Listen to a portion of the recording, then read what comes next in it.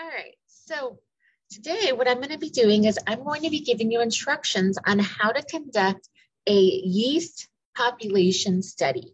So I'm sure y'all are wondering, like, yeast, do people actually study this? And yeah, they do. So Ms. Rodriguez next door, whenever she was doing her graduate work, she actually had to do this lab. So, this is something that scientists actually do. So don't think because, an organism is really small, that it's insignificant. Sometimes they're just the easiest thing to study. So what I'm going to go ahead and do is I'm going to read through this lab. That way y'all can understand what it is that you're going to be doing. So you will have all this period to go ahead and work on it. And then on Friday, tomorrow, you'll be able to also work on this a little bit just to finish it up. But you do need to make sure that you turn this into the sun. All right, so let's go ahead and read through our background population or background information. All right, so a population study of living organisms may be difficult in the laboratory for several reasons. Reproductive cycles of some organisms can take months or years. Proper maintenance and growth of a population under ideal conditions may be difficult. Also, accurate counting of actual numbers of a population often requires elaborate equipment or sampling techniques. Study of a population in a laboratory is artificial compared to an actual population in nature. Many environmental factors which are interrelated in nature cannot be duplicated in the laboratory. Biologists often study population trends using microorganisms such as yeast. The problems listed above are lessened somewhat when dealing with this type of organism. Yeast can be maintained easily in test tubes. They reproduce rapidly under ideal conditions, and a simple sampling technique can be used to count a yeast population. So what you're going to be doing is you're going to be learning how to count these yeast populations. That way you can determine if there's, a type of growth that's going on. And if there is growth, is it logistic or exponential? So first off, okay, if I read these procedures, I can see that I'm going to have a picture called figure 1.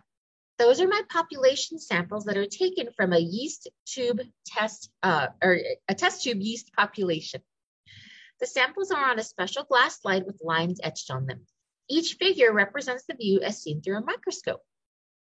So if I look at figure 1, okay, figure 1 is going to be this picture right here. Okay, so you can see that I have a lot of little pictures, and you can see I have 3 different samples. Okay, so I have sample A, B, and C for all of them. And then I have samples over a period of time. Okay, so at 0 hours, here's sample A, B, and C. At 24 hours, here's sample A, B, and C, and so on. And I can see my population is increasing. Okay, these little circles are each of my yeasts. So first off, I'm going to count the total number of yeast cells, which are those small circles, in each of the 3 samples for 0 hours. To aid in counting, the areas are divided into 16 small squares. You may wish to place a pencil dot inside those cells counted so you don't count any cell twice. Record in table 1 the number of cells counted in each of the 3 areas for 0 hours growth. Determine and record the total number of cells for 0 hours, and then compute the average per area to 1 decimal place. Okay, so remember, to 1 decimal place. And then you'll record that on table 1. Then you're going to repeat this for 24 hours, 48, 72, 96, and 120 hours. All cells in the test tube population were not counted on the glass slide. Only a small sample was counted. Thus, this method of determining population is called a sampling technique. Multiplying all average yeast cell counts in table 1 by 1,000 will give an estimate of the number of cells in the entire population. A volume equal to only 1 of 1,000, the original yeast population, was placed on the counting slides. So next, you're going to record in the row entire population of table 1, the total number of yeast cells in the population, and then construct a graph of your data. So I'm going to go ahead and walk you through this step by step. So first off, it told us to go ahead and count. Okay, so I can see right here, okay, first off, they counted for us, so we already have those numbers there, but I want to make sure.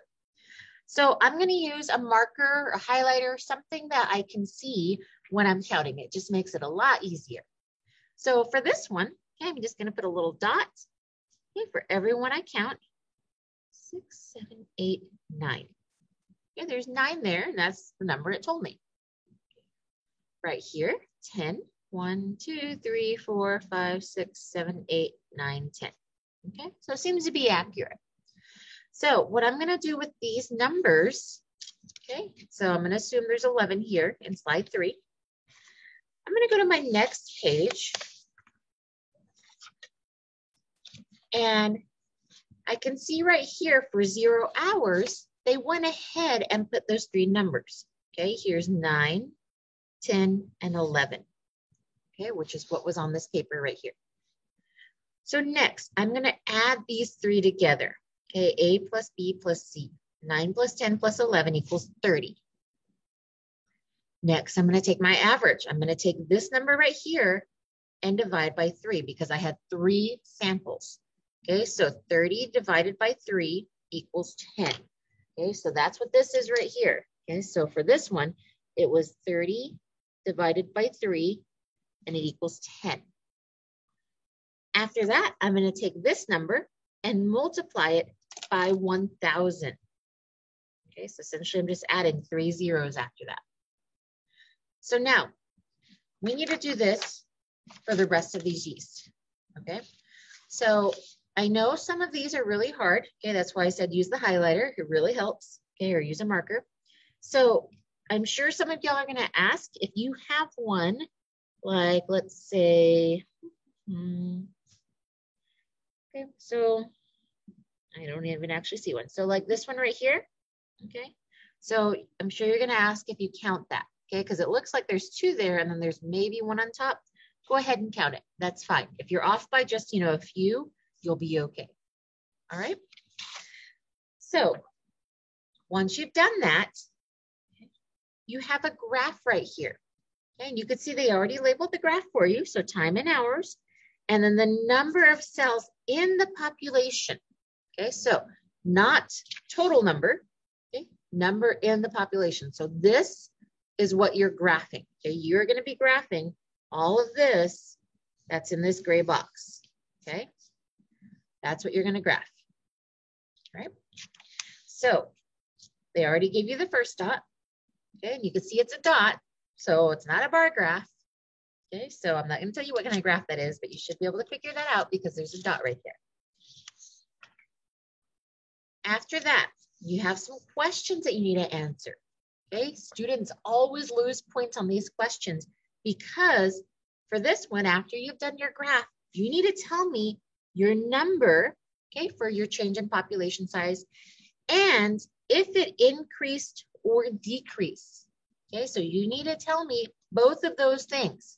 Okay, for each one, that's 2 points. So you're going to say your number and increase or decrease. And I'm okay if you do an arrow.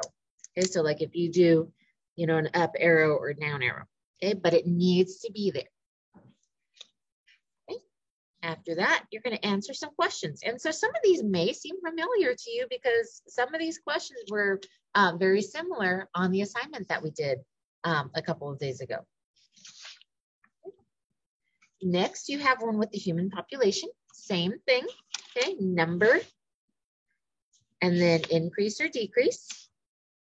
Okay, and then you're going to answer the rest of these questions. Okay, so this isn't too hard. This is going to be for your lab.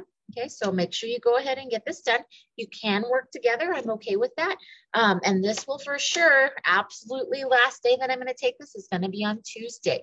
Okay, but if you can get it to the set before then, that's great. All right, so just, send me a remind message if you have any questions or send me an email. Remind message will be faster because I don't know if I'll be checking my email that often. But I hope you'll have a great day and I hope you have a great 3-day weekend and I'll see you later. Bye.